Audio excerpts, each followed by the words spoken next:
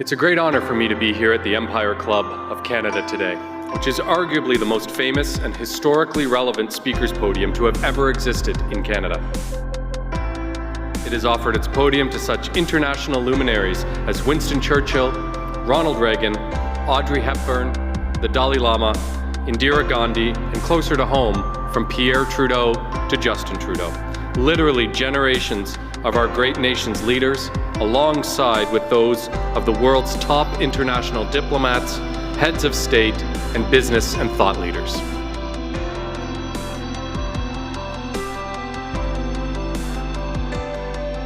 It is a real honor and a distinct privilege to be invited to speak to the Empire Club of Canada, which has been welcoming international diplomats, leaders in business and in science and in politics. When they stand at that podium, they speak not only to the entire country, but they can speak to the entire world.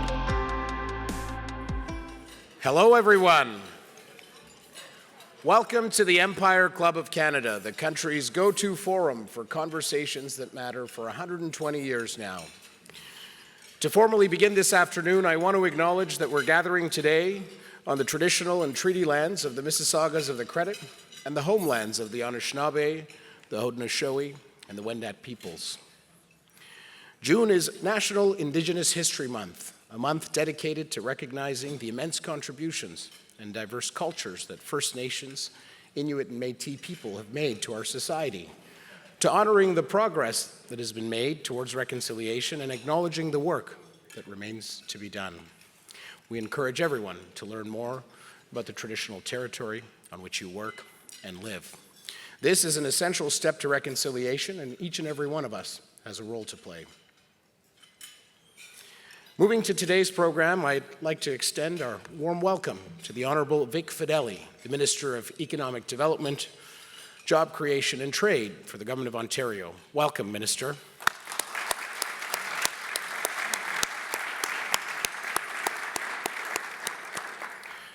The Minister will highlight some of the great things going on in Ontario over the past few years, with more than 700,000 new jobs created since 2018.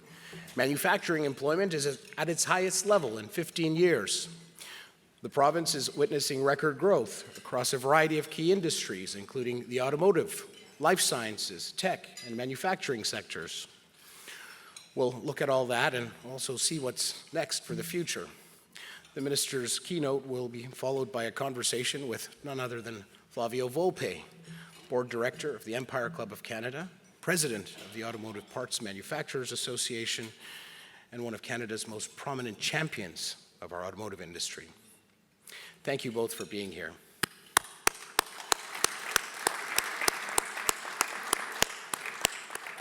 We'll accept questions from the audience for our speakers, and for those of you in the room, you can undertake to scan that QR code found in your program booklet. And for those of you joining us online today, if you require technical assistance, please start a conversation with our team using the chat button on the right-hand side of your screen. Today's event is one of the last of our season, which officially ends, I think, on the 27th of June. The team will correct me. It's also one of my last activities before I move on to being the immediate past chair of the board and the chair of the nominating committee of the Empire Club of Canada. So I'll take a liberty here and take the opportunity to give thanks. Thank you for the opportunity to serve. When I was 18, I attended my first Empire Club of Canada event, and I still remember that day, and I had an opportunity to speak to some students from the University of Toronto. So listen, I put on my best suit and listened to the Honourable Margaret McCain talk about early childhood development. That was a crucial moment in my life, as I realized firsthand the important role that the club plays in advancing dialogue and democracy. So it was with great pride and humbleness, that I had the opportunity to serve as the chair of the board of directors 2 years ago of this club. It was a call to service, one of the highest honors and responsibilities of my life. Every time I've stepped onto this stage over the past 2 years, it was from a position of immense responsibility.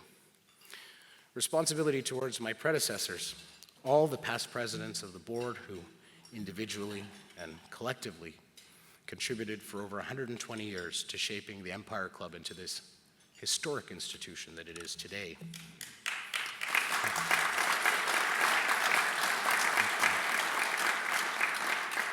Responsibility toward the mission of the club to be a thoughtful and relevant conversation platform that reflects the big themes and challenges of our times.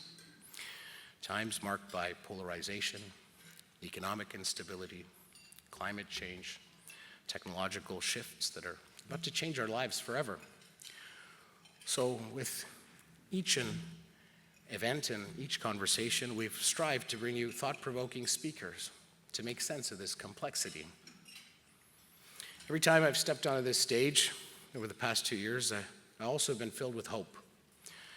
And that one thing that gave me hope over and over again was all of you. This incredible community of colleagues and peers who show up, who challenge us, give us ideas, constantly pushing us onward and upward. When I started my mandate as chair of the board of directors 2 years ago, I gave ourselves a mission to make the club more accessible, more inclusive.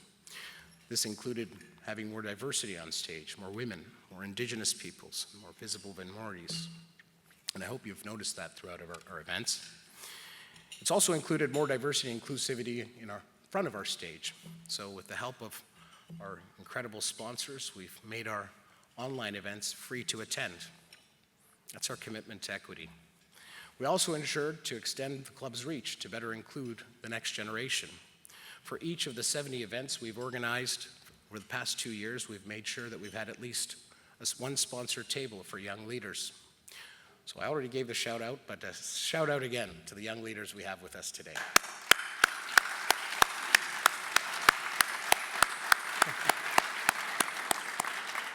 Your passion for the planet, diversity, equity, justice, and innovation are a constant reminder that we can all make the world a better place. I hope the conversations and ideas you've heard on this stage will inspire you to go even further in your dreams and your ambitions. You know, another source of hope for me as chair has been the profound impact of our work at the club. The Empire Club is the business club of Toronto and one of Canada's prime public tribunes. Close to 15,000 people attend our 35 virtual events or in-person events each year. And in fact, this year we celebrated 120 years of existence.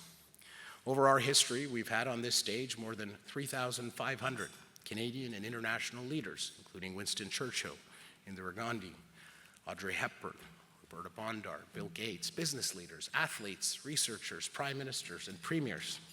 Leaders from all walks of life who have brought constructive and healthy debate to our audiences. I couldn't think of a better way to positively influence and advance our society. Our mission is important. We've been delivering on it for 120 years, and we'll continue to do so in the future.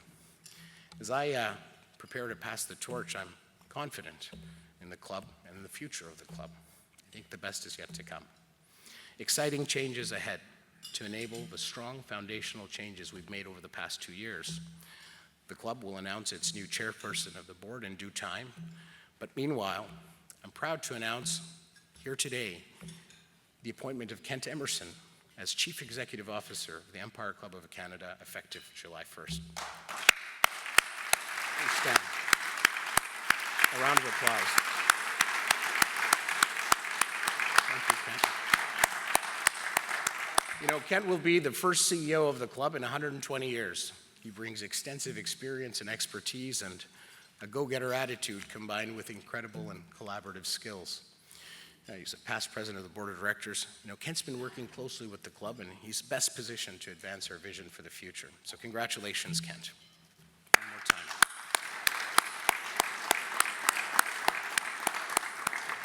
In closing, I'd like to thank my fellow board directors. For those of you in the room, can you please stand up?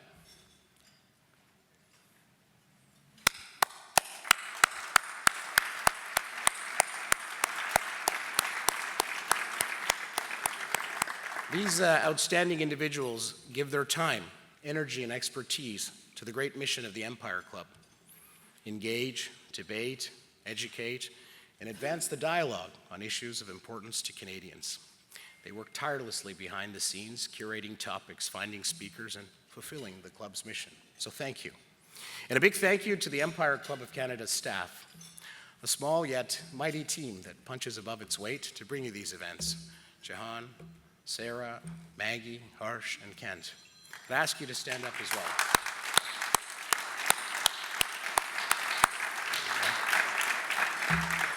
Thank you.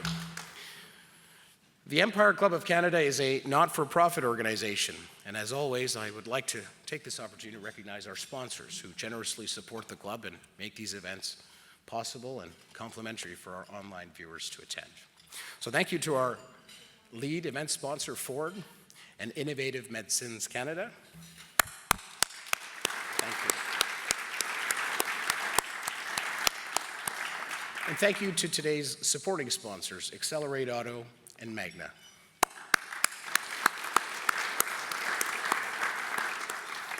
And thank you to our season sponsors, AWS, Bruce Power, and Hydro One.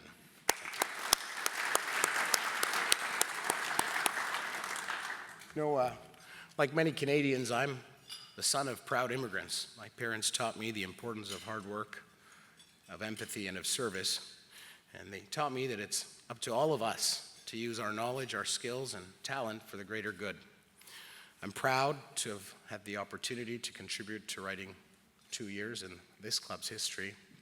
Thank you for the privilege and honor to serve. I now would like to take this opportunity to invite to the stage Dr. Bettina Hamlin, the President of Innovative Medicines Canada, to introduce me here. Thank you.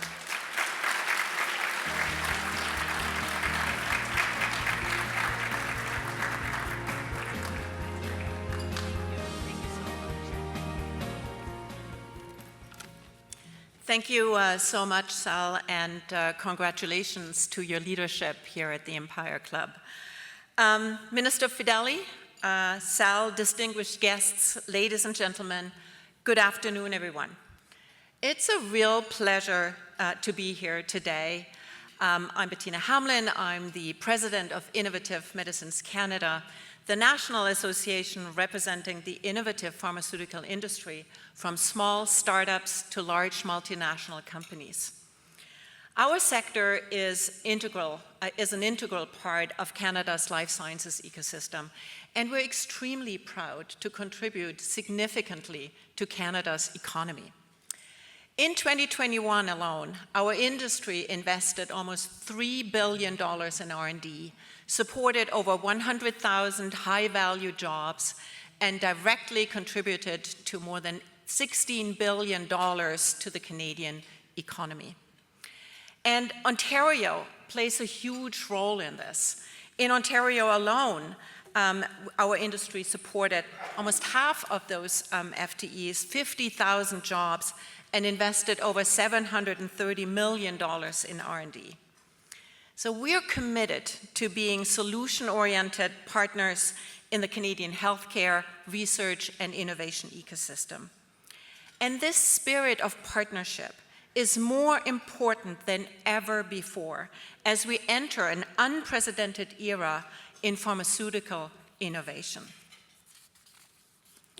As a scientist at heart, I am passionate about the innovation in the biotech and pharmaceutical industry.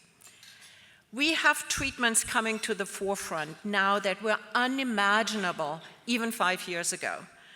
The convergence of digital technology, big data, AI, engineering, and biology. Some of these innovations originate right here in Ontario, others from elsewhere in Canada and the world. But no matter where these innovations originate from, they have the potential to completely transform and elevate patient care. If we can ensure that Canadians have access to the healthcare system and that these technologies get into the hands of those who need them most, the patients, the healthcare providers, we can truly make a difference in the health and well-being and the prosperity of Canadians. And we must work together to make that happen. And our healthcare system needs to pivot and change to adopt these innovations. The status quo is not an option. Improving access to new medicines will not only improve health outcomes for patients and reduce the strain on our healthcare system, but it will also help maximize the growth of the sector, investments, jobs, and clinical trials in Canada. So we really welcome the opportunity to work across the full spectrum of stakeholders to make sure Canada isn't left behind in all the positive momentum that's happening in the sector. And now it's my pleasure to introduce an incredible champion for the life sciences sector who recognizes the immense value of the sector, Honorable Victor Fedeli, Minister of Economic Development, Job Creation and Trade.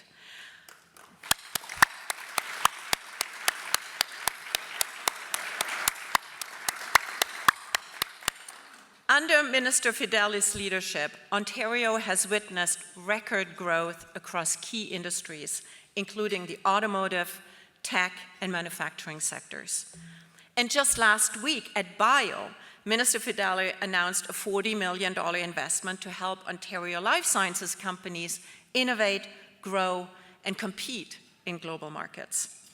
Our industry looks forward to continued collaboration with Minister Fedeli, as well as Invest Ontario, the Ministry of Health, and the many key players in life sciences here in Ontario and across Canada, but to make Ontario a premier destination for life sciences, partnerships, and investments. Automotive sector, you have had your moment. It's time for life sciences. And we are keen to hear about Ontario's hard pivot to the life sciences. Ladies and gentlemen, please join me in welcoming Minister Fedeli.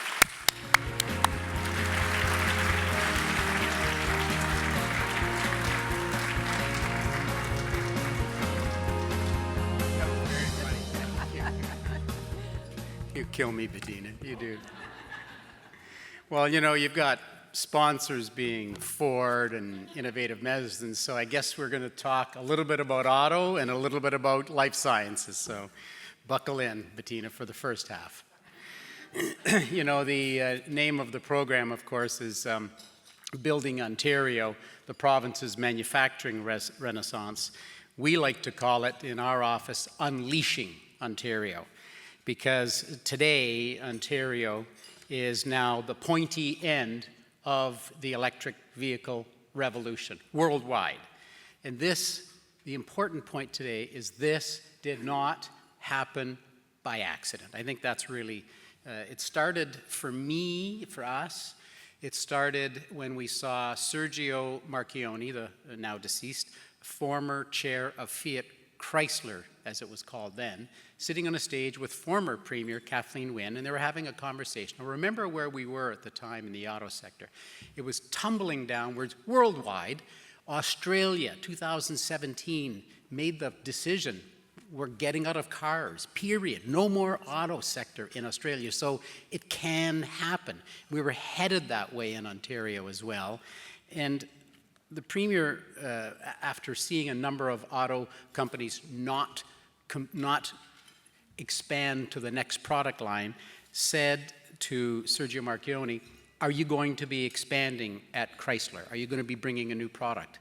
And he looked very quizzled at her and he said, and I quote, "This is not what I would call the cheapest jurisdiction."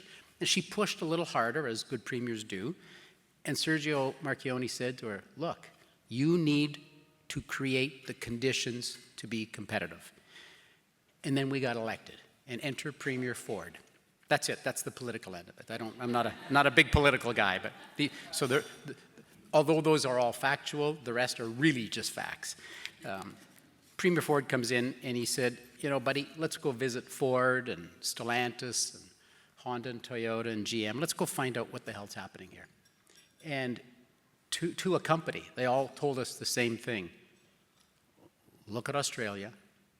Look at what's happening in Ontario. The costs are prohibitive. I can't go back to my company in Japan or my company in the US and ask for a new product. You're just too expensive. So the Premier's instructions to Cabinet, the very first instructions to Cabinet, lower the cost of doing business in Ontario, period. Let's figure out how we're going to do this. He told us to pull on every lever that we have to lower costs for businesses so that we can save the 100,000 people who are working in the auto sector, to save Flavio's 700 parts makers and 500 tool and die and mold makers, and Rod's 400 connected and autonomous car vehicle companies in Ontario. This was critical, just absolutely at a critical point. And I can tell you, I'm going to be very specific then, what we did, because this is really a magic formula. We looked at the WSIB, first of all, big line item on every auto company's balance sheet. And we found that WSIB was so stuffed with cash, so much money. We were charging businesses so much money, well beyond any financial requirement, well beyond any moral requirement as well. So we cut WSIB premiums for every business in Ontario by 50%. That's $2.5 billion annually. That's a permanent cut. And that was the beginning of it. By the way, 2 years later, we still had so much money, we wrote checks to every business in Ontario for $1.35 billion, above and beyond the $2.5 billion annual cut. Then we put in an accelerated capital cost allowance. That means you can write your new equipment off in year, $1 billion annual savings. Lowered energy rates by 16% for industrial and commercial, $1.3 billion.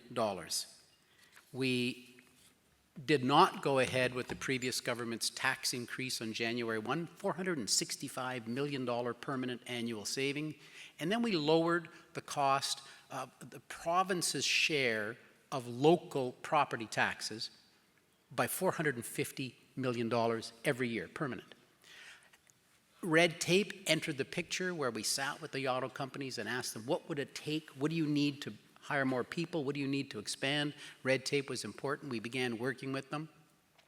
All in, these lowered costs, these lower taxes add up to $8 billion every year in Ontario. That is a permanent reduction, showing the open for business isn't just talk, it's the walk as well. It's $8 billion in annual lower cost of doing business. Well, from there, we wrote our Driving Prosperity Plan, which was the plan on how we're going to get the auto sector to expand. That year, Reuters, the news agency, announced that $300 billion was going to be spent worldwide on the EV supply chain. And they also announced that zero was coming to Canada. There wasn't one penny designated in Canada. We were on the outs. So the decision was made that day by Premier Ford, by our cabinet, that in Ontario, to save those 100,000 people who were working in the industry with no new product coming in a year or 2 or 3 or 4 years, that we would build an end-to-end EV supply chain right here in Ontario. Unprecedented, to start this from scratch and do something brand new. 120 years cars have been built the same way. Not much different from Henry Ford's day to today. Internal combustion engine, 4 wheels, and away you go. Powertrain, and away you go. So this was going to be our plan. We were going to shake up Ontario, shake up the industry. It's the biggest shake-up in auto industry. We wanted to be part of it. We were going to start with the critical minerals, the processing, producing the chemicals, making batteries, making green steel, making parts for EVs, getting involved in the connected and autonomous sector, make the cars, recycle them, sell them, and recycle them. That was what we were going to do. So we began traveling the world, bringing this message of Ontario is open for business. We've got everything you need. We've got this auto ecosystem. We have 70,000 STEM grads every year. We've got land, service land in many cases. We've got the talent, the raw talent. Look at Toyota, for instance. J.D. Power named them the #1 automaker in the world. Not the #1 Toyota plant, the #1 automaker worldwide. You know how many auto plants there are? And it's right here in Ontario is the #1 plant. So we take that stat in our conversations, and we tell every company, we know how to make things in Ontario. This is where you need to be. You've got to be here. And the companies told us, as we went around the world, whether it was in Japan or Korea, Germany, Europe, Switzerland, it didn't matter where we were, unprompted, the companies would say, in this extremely tumultuous world, think of where we were, COVID was ending but not really ending, Russia's illegal war in Ukraine, Israel hadn't happened yet, but China, the supply chain, all this nonsense and these scary prospects worldwide was really, really concerning. Then the companies would say, except we look across the ocean and we see this beacon of hope, this beacon of light, and it's Ontario. They know they can come to Ontario.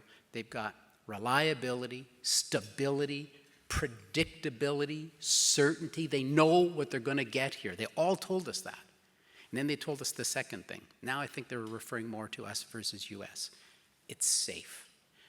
It's safe for our employees. It's safe for our executives. It's safe for their families. This is what they loved about it. And all of that turned into success. We started with the EV assembly. Ford, very first announcement came from Ford. They said, we like what you said, Premier. We understand those numbers. That $8 billion is real. We're in. And the others came in line. We have now turned around the EV assembly. Next, we needed battery plants.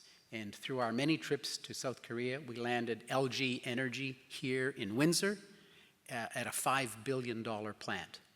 And not to stop there, we spent more than almost a year, it was 362 days we spent with Volkswagen and landed them here in Ontario. At that time, one of the largest deals done in the history of our province. $7 billion plant landed in St. Thomas for Volkswagen. And just to, yeah, that is it. Thank you.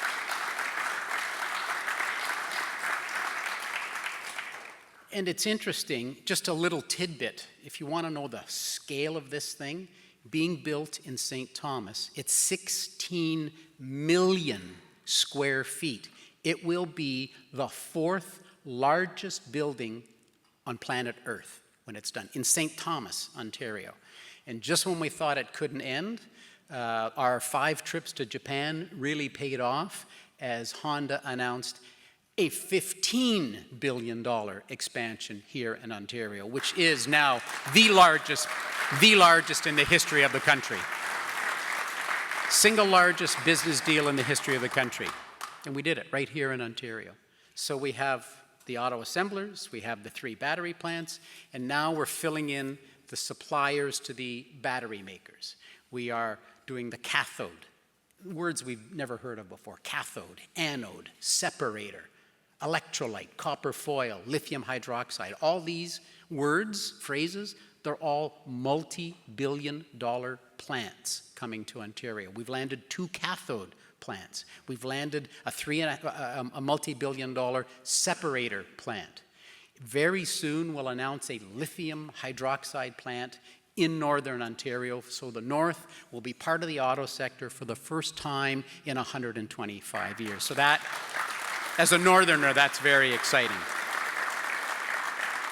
So add it all up, we've landed almost, in the auto sector, almost $1 billion a month.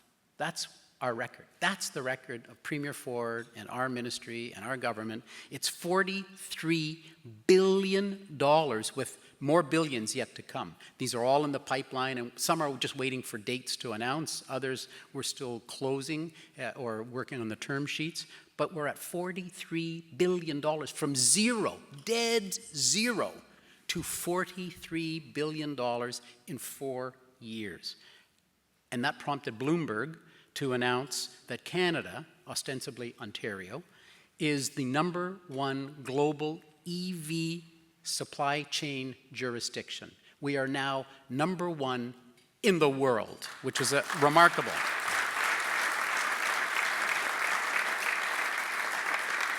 So this $8 billion did a couple of other things. It's really interesting what happened, and I was telling my friend Sarah Latursky that I'm writing a book about it called Unleashing Ontario. two things have really happened. Number one, by lowering the cost of doing business in Ontario by $8 billion, you, the business community, have hired 750,000 new workers in Ontario in our 6 years. It's 130,000 this year alone. Just absolutely spectacular what's happening. But this is the most interesting point: revenue. So don't forget, we're now taking an $8 billion a year hit. It's interesting what happened to revenue when you put 750,000 people to work. Our revenue in Ontario, with that $8 billion annual hit, went from $150 billion the day we were elected. Today is $214 billion in annual revenue. $64 billion increase in revenue by lowering taxes. You know, that's our philosophy, right? You need to raise revenue, you lower taxes. That's always been our philosophy. Here's a couple of other stats, just general stats. In 2023, Ontario brought in $11 billion from 137 FDI projects, creating, just in FDI, 12,000 jobs. From 2018 to 2023, Ontario created more jobs from FDI than any US state or Canadian province. It's fascinating what that international capital that's coming in will do. There's 90,000 jobs created from FDI. The US Bureau of Labor Statistics in January showed that Ontario, in January, for 2023, Ontario created more manufacturing jobs than all 50 US states combined. That's what's happening in Ontario. Look out the window. 221 active cranes are here in Toronto alone. That is more than every other major city's crane count combined in all of North America. There's never been a city with more than 60 cranes ever in the history of North America, and now we have 221 here in Toronto alone. And as I end the stat part and move on to the pivot for Bettina, just one more stat.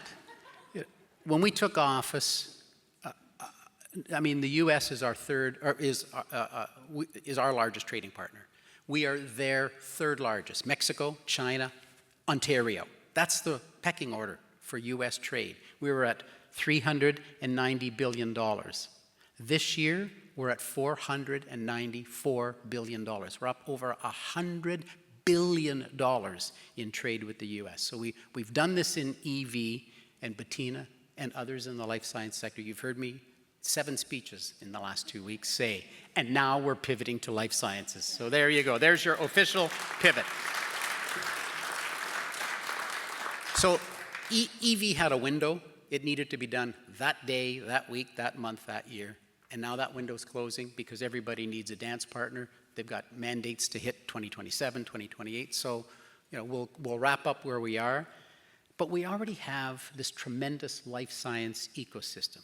We've got all the strengths, all of that from the EV side. We have that. We have that in life science. We have the people. We have the 70,000 grads. We have all of these things. Ontario, we're the birthplace of insulin. Where the first cardiac pacemaker was discovered. We found the gene that cracks cystic fibrosis. We're using stem cells to cure diseases. This is what we do in Ontario, and now we want to make sure that Ontario remains at the forefront of innovation. Now, over the last few years, Ontario has attracted $4 billion in life science investments. Some include Roche's $500 million, 300 highly skilled life science jobs. $500 million by the subsidiary of AstraZeneca, Alexion, to build a research hub. We were just cutting the ribbon at Sanofi's $800 million plant as we looked at the next door building, the $925 million flu zone for us seniors that's being created. And thanks in part to our province's life sciences strategy, which is called Taking Life Sciences to the Next Level. That is, by the way, the first life sciences strategy in over a decade. We will establish Ontario as a global manufacturing, biomanufacturing, and life sciences hub. You know, we have already 72,800 employees in life sciences, 2,000 life science firms here in Ontario. And through our strategy, we plan to grow the number of high-value jobs to 85,000 by 2030. We have a target, and we're going to hit that target. And we've been working very closely with industry leaders. Many of you are in the room here today, and thank you. In our Life Sciences Council that was created, and they're advising on phase 2 of our strategy, and that is something that will be released in the very near future. So thank you, life science folks, for all of your great work. Among the recommendations was greater access to critical capital for life sciences companies to start up and scale up. And as Bettina said, this is why we announced a $40 million expansion from the Venture Ontario Fund to focus solely on the life sciences sector. Thank you, Venture Ontario, here today.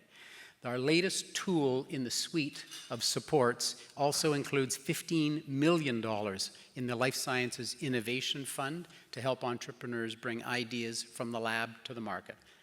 And finally, we've added $100 million to Invest Ontario this year to help attract more international investments in key sectors like life sciences. Now, I've seen their pipeline. I see it. I review it every week. It's also pivoted very hard from the auto sector to almost exclusively life sciences. And I'm so excited to be able to land some of those and announce some of those in the fall. So we're excited about the successes that we've achieved together. We look forward to growing our economy together, to attract these investments, to create these jobs. And we look forward now, Flavio, to this to the fireside chat. That's it. That's all you get.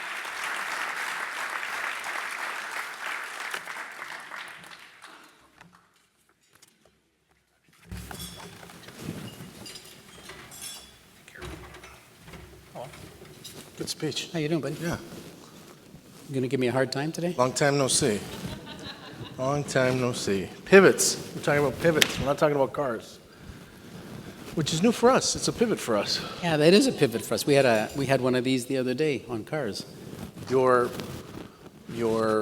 great chronology of what this government decided to do in automotive and then executed, defended, and then scoured the world for is part of the reason why the auto sector was able to pivot during the pandemic to make all these medical devices and goods that people needed at the time. But we're talking about life sciences today. Let's talk a little bit about how you're going to execute that pivot. You know, in automotive, we know what the capitals are, and I bet you've got elite status with Air Canada at least. Talk about chasing those investments in life sciences. How does that work? What's the gestation period? Give us a sense of that. Well, it all began with this strategy and this Life Sciences Council that we have. And as I said, many of the people on the Life Sciences Council are here in this room, and we're ever so grateful for the wonderful work that they've done and the recommendations to date, and the recommendations that will come out and as the phase 2 gets published.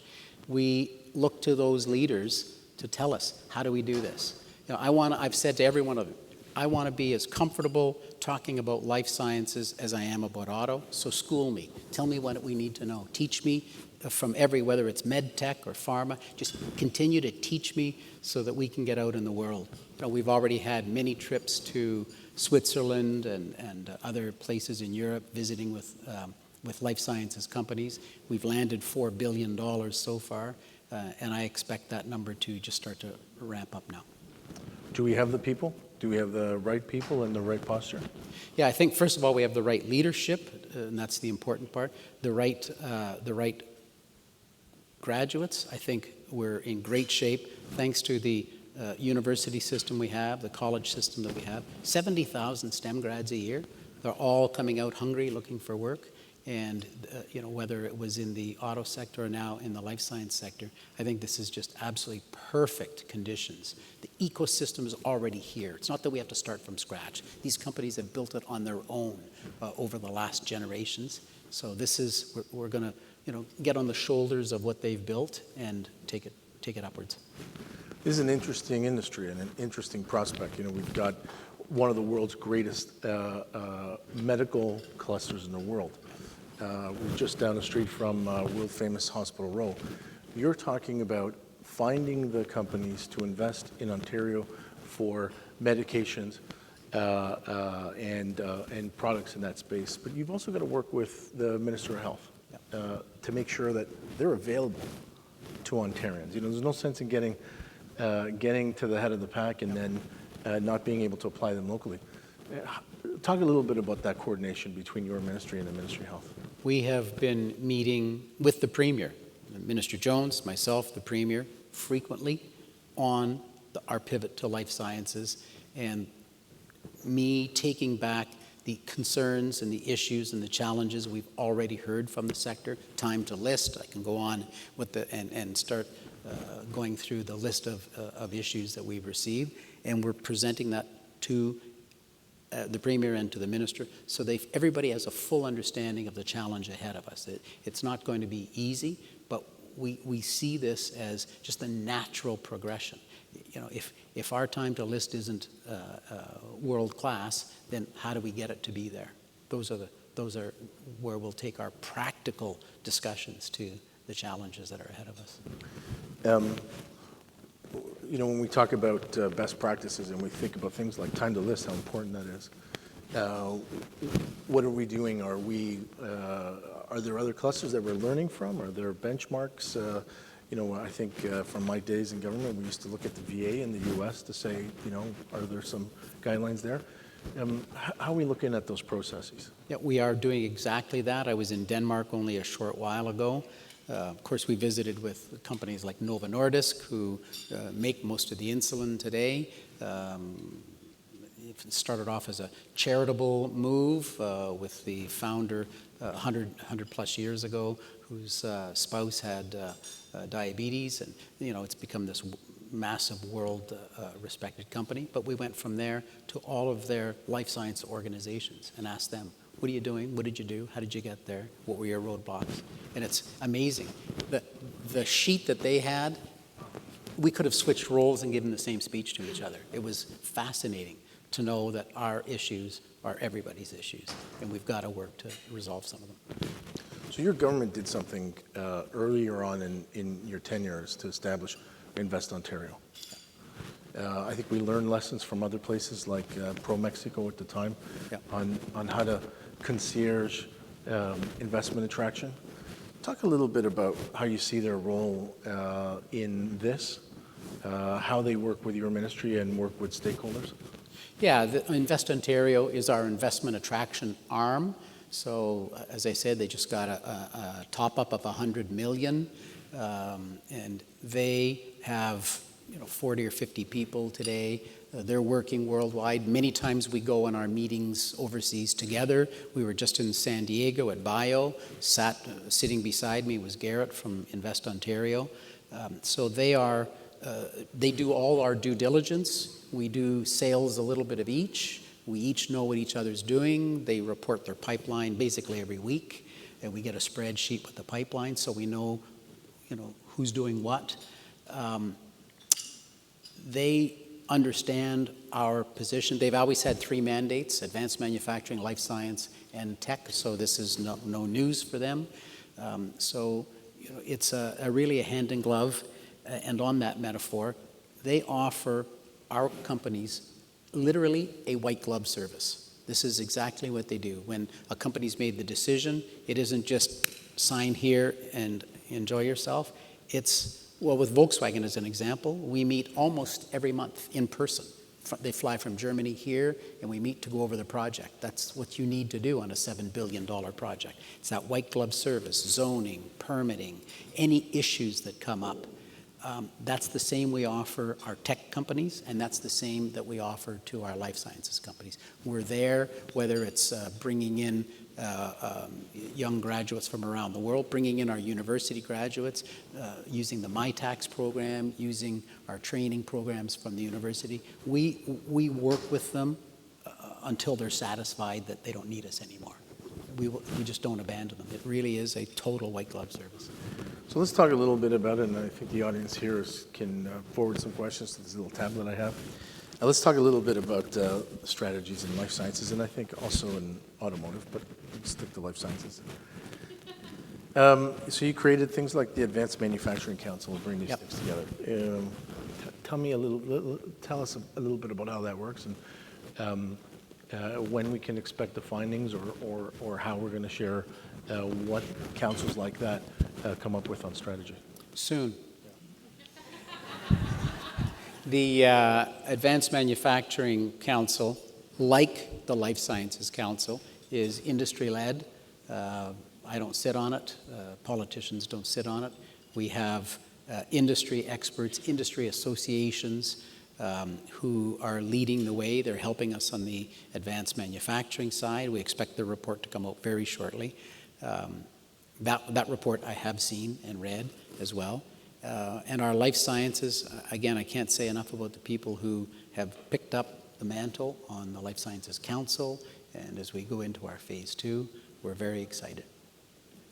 You talked a little bit about how the world currently is evolving, the geopolitics, how they affect who's partnering with who. Yeah. In this space, especially, some of the most advanced nations and players are on the other side of the equation. Yeah.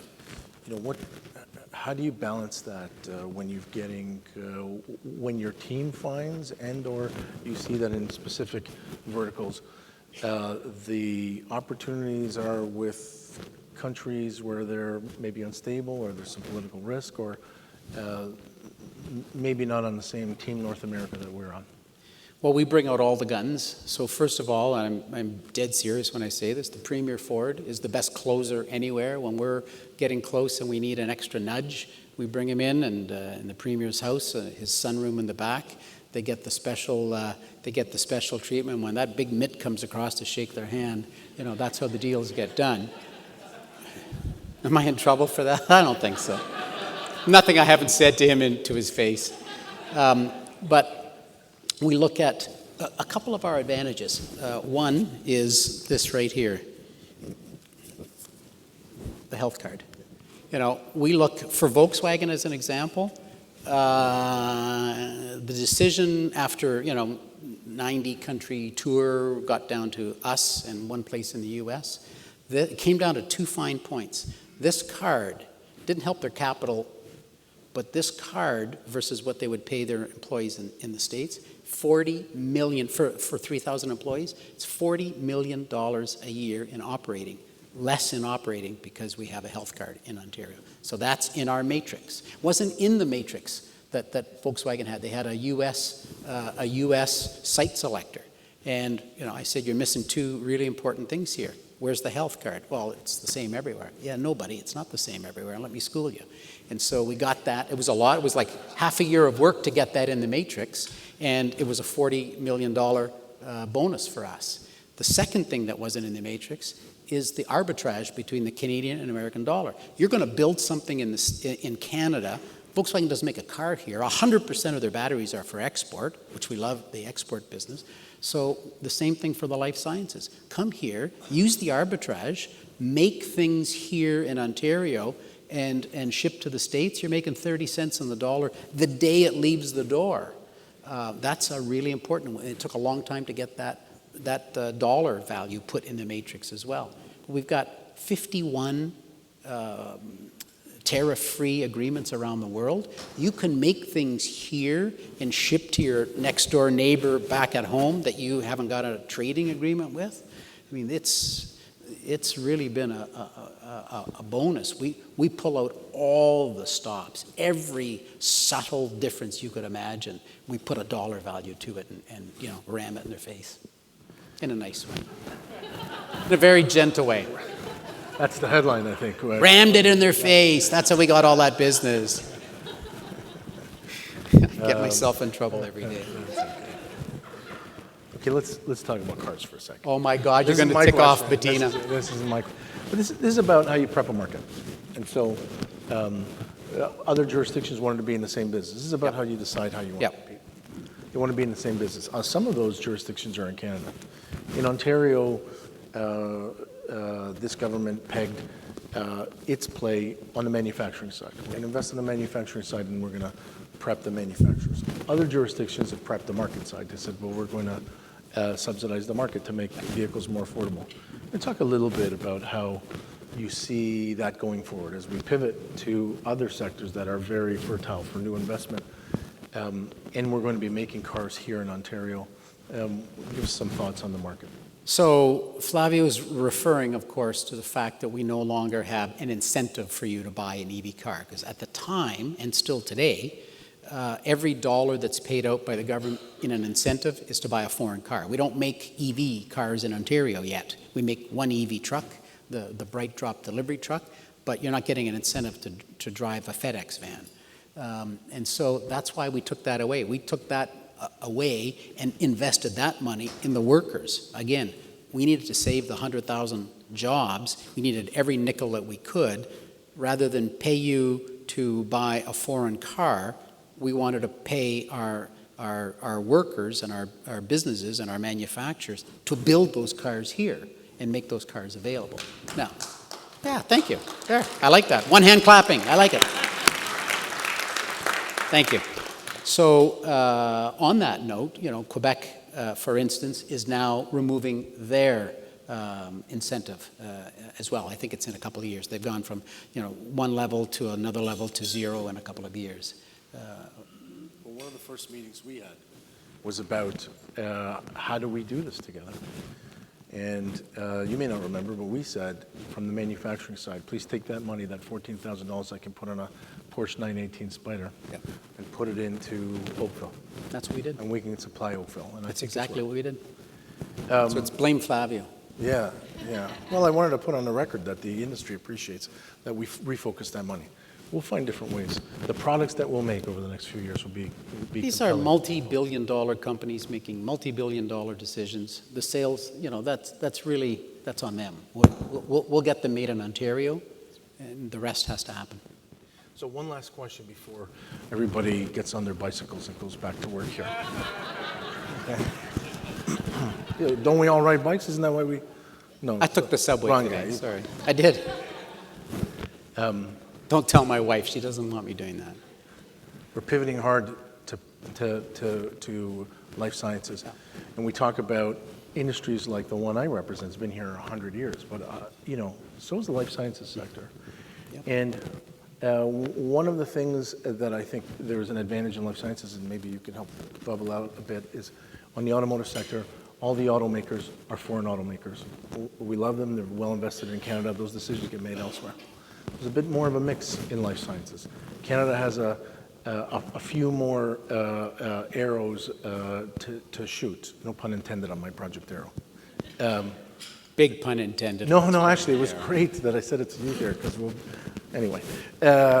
Talk a little bit about those Canadian players, those Ontario-based players that are key to making this strategy bear fruit. Yeah, it's important, but you heard my statistic on FDI. This is going to be big job creation as well. This is everybody in the pool. We need everybody working towards the same goal. I think back, you talked about the auto sector coming to life for the PPE during the pandemic. This is a couple of stats. I just want to share this one because it's an interesting one that has to do with that. Pandemic hits, you open the cupboards, they're bare. Nothing's made in Ontario. Virtually nothing was made in Ontario. No masks, no gowns, no face shields, no ventilators, nothing. Flavio got the auto sector making ventilators. And thank you to all the companies, Ford and GM and all of the companies and all of the parts makers. But today, 74% of all PPE that the province buys is now made domestically, almost all of it right here in Ontario. That's permanent, right? We're building a factory together with a company in London to make nitrile gloves here. They're all made in Malaysia. They're going to make nitrile gloves here, if you could imagine that. It's going to be high-tech, very high-tech, because in Malaysia it's labor-intensive. That's how they can do it. They can just have 100 people doing the small things. Here it's all technology-driven. Once that plant opens and we begin buying the gloves there, our number will go now to 92% of everything that we consume in the PPE field will be made here. And that's really an exciting stat to know.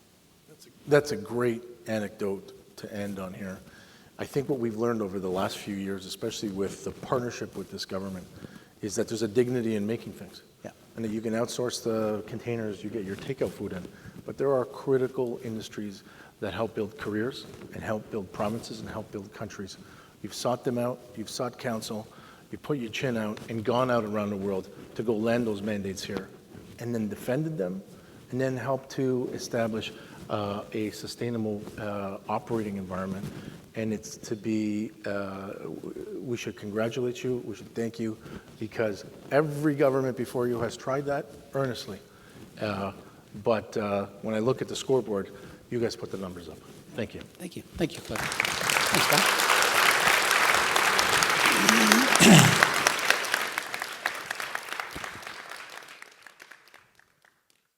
I enjoyed your speech so much. I really did. That was just so moving and so wonderful. Your parents would be so bloody proud of you, pal. Yeah.